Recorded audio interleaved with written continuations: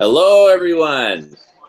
Damon Shively here in Seattle, Washington, and I'm here with my colleague and co-host, Michael. How you doing, Michael? Hello, Damon. I'm here in Berlin. Berlin, Germany. Beautiful. Good to be with you. All right. Great to be with you.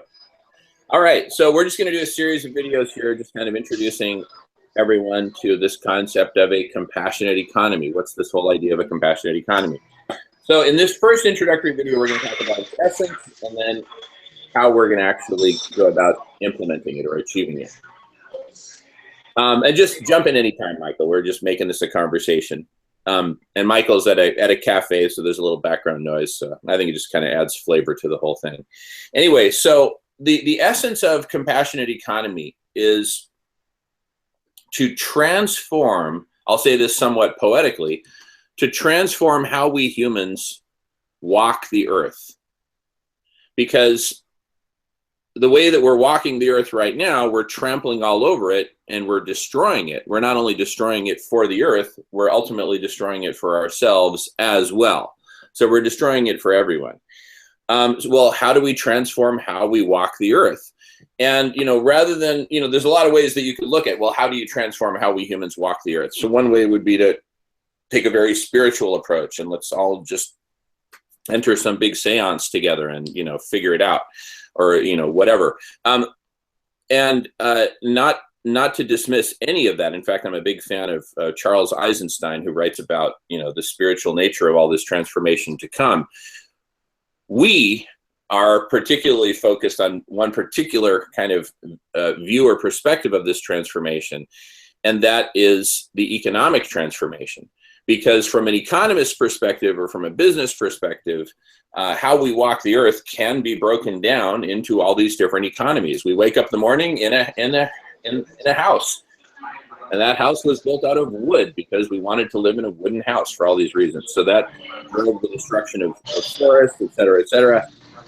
So we can basically map out our lives and map them to the various different industries of the global economy. So transforming life on Earth is tantamount to transforming the economy.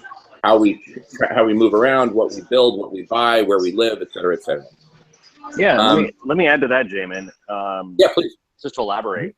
So, like eco, right, from which we get the words ecology and economy, comes from the Greek word for house, right? Like a household economy. Yeah. And it's not coincidental. And so, as we say at Radish, collective intelligence, right? When you root down, you really come to the economy. In other words, humans' interaction not only with one another, but with nature, quote unquote. So that where the people and the planet interact with one another, you have the interaction of ecology and economy.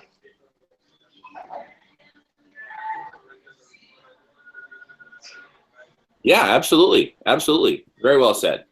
So yeah, this is about transforming that interaction through transforming the global economy. So that's so there's nothing. Yeah, so there's nothing arbitrary about it. It's not because we asked a businessman or even economists. It's just that because we're taking, we're rooting down to the core cause. And it really comes down to transforming what we sometimes call the mode of production and reception. And that basically means, in layman's terms, the form of economy. Yeah. Totally. No. Great points, Michael. Great points.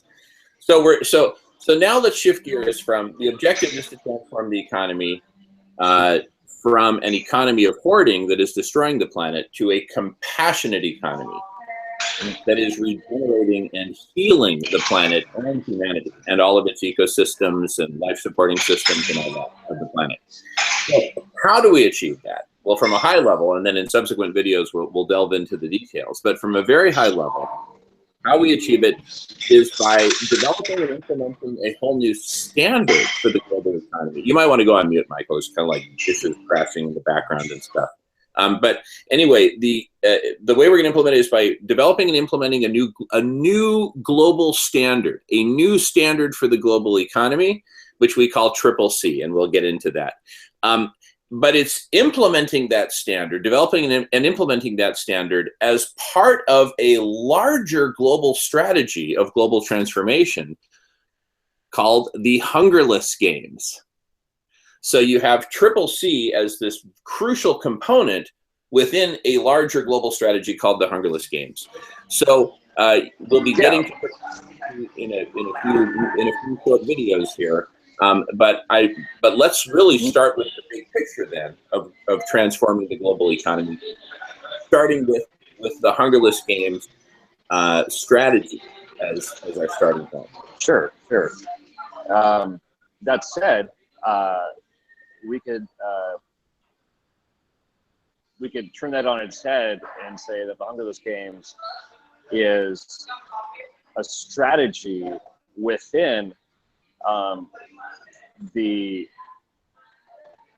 economy of sharing, or what you're calling the compassionate economy, so that the economy itself is that which we're trying to transform through such strategies as the Hungerless Games, which we'll get into.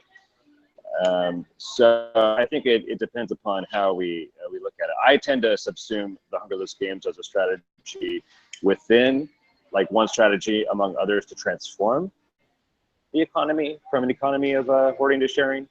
But either way, I think that there's going to be a lot of inherent interest in the Hungerless Games. Yeah, totally. Yeah. It's kind of like a yin yang thing, and which came first, the chicken or the egg? But that's very good perspective, Michael. Thank you for that. So with that, let's adjourn this video, and then we'll add some text and some links, and then we'll see you in the next video. Does that sound good? Sounds good to me. Okay, see you on the next video. See you.